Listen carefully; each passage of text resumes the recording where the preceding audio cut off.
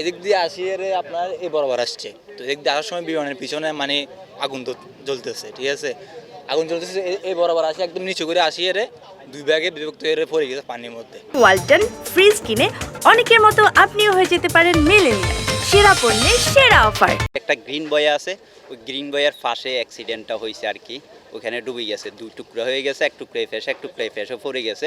এটা যদি আর 5-10 সেকেন্ড এদিক সেদিক হইতো তাহলে একটা যাত্রীবাহী জাহাজের উপরে পড়তো।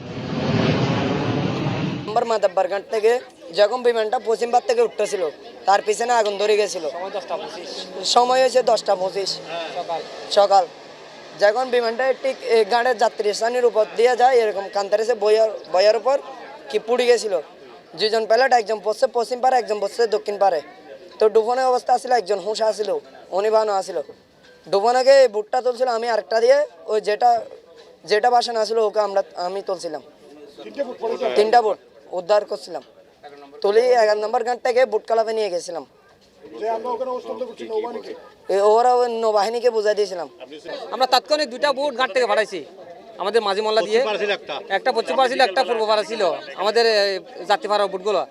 আমরা 2টা বুট দিয়ে ওই 3টা বুট গেছে, 3টা বুটে 2টা পাইলটকে উদ্ধার করে আপনার ওই নৌবাহিনী বুট ক্লাব ছিল ওখানে পল্টন নিয়ে গেছে। তখন নৌবাহিনীর লোকজন বুঝে নিছে।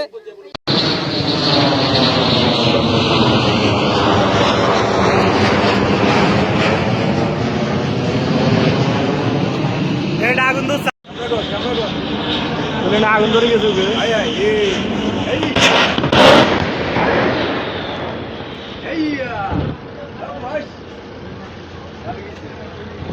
ধরে গেছে, আগুন ধরে গেছে।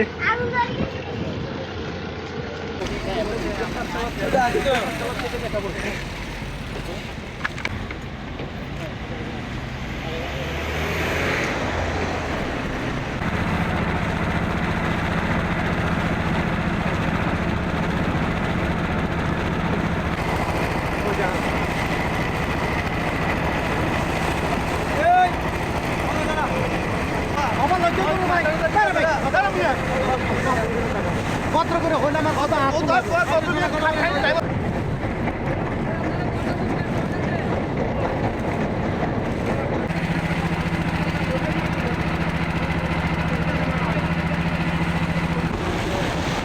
এটা মার্কেট দিছে একটা।